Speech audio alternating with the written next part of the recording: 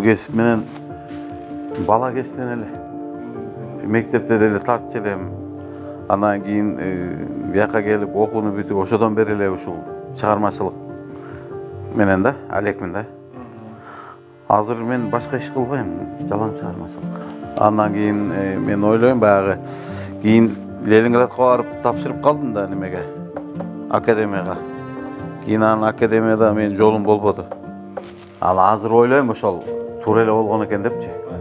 Болбосо мен неме кылмак экем да. Кыргыздын тарыхын жазат билем, жазбай билем. Кайдан билем?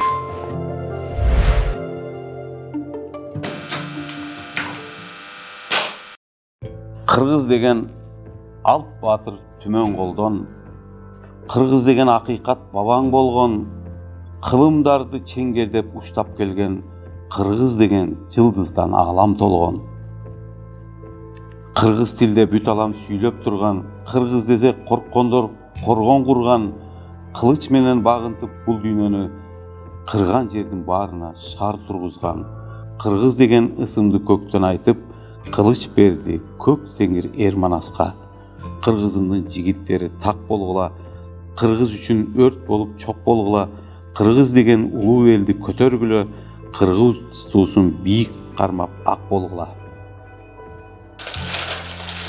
Байыркы тарыхтан баштап кыргыз дегиле кандай эл болгон, деги кандай эл, кыргыз эмнени карманат жашоосундачы. Кыргыздын өзүнүн үрп адаты кандай? Мына мисалы үчүн могу жерде диги отурган аялда мына бул мындай саймачы аялда ушул жерде мына элечек бизде Памирде алай жакта кийле турган элечектер могу. Дегиле бул кыргыздын байыркы элечеги да.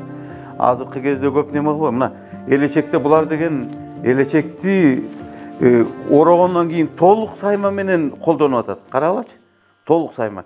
Мына ушундай сайманы аябай көп колдонгон мына Алтайда да бар. Өз өлкөмдө бир нерсе жасап сатпай, өзгө элдин буюмун алып сатмай, өбөктөнүп, өйдөлөп кете албадык, өзөгүмдө ой жүрөт намыс таппай. Мына могу картина алтын чөйчөк деп аталат. Бул жерде деле мына ата эки колун кергенде тоого айланып кетет да. Бул деген баягы Камбарата кезин тартып жүргөндө ушул идея келип, могу картинаны иштегем да. Мына бул жерде деген могу эки немеден уютко куюлуп келип туруп, мына алтын чөйчөккө куюлуп атат. Алтын чөйчөк. Алтын чөйчөктөн анан акырындап неме болуп туруп кыргыз жерине. А могу тоолор деген тоолордо мына адырлардан алтындар куюлуп атпайбы, кумур болуп. Ушунун баардыгы ошо кыргыз жеринин аябай бай жер экенин, кыргыздын ар бир тоосунун түбүндө алтын көп экенин, анан кайсы жерде алтын болсо, ошол жерден асыл адамдар чыгат, улуу адамдар чыгат. Ошол жерден акылдуу, данышман адамдар чыгат. А жана жердин түбү эчтеңке жок болсо, аерден мындай татыктуу, кемеңгер адамдарды табыш кыйын. Кыргыз ушуга чейин билген да.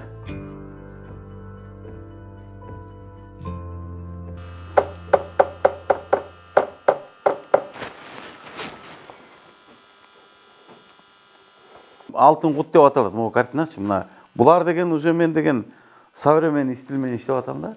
Бирок негизи кыргыздар илгери ушундай эле кийиндирген да. Азыр деген кийиндирсең артисттин кийими деп калып атпайбы?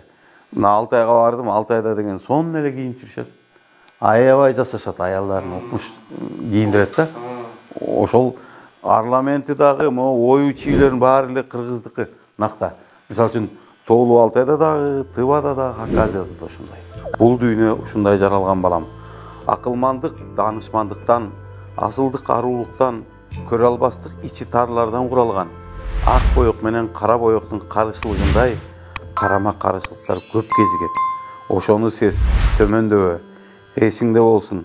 О дүйнө сапар тартканча адамдан душман таппа, дос тап.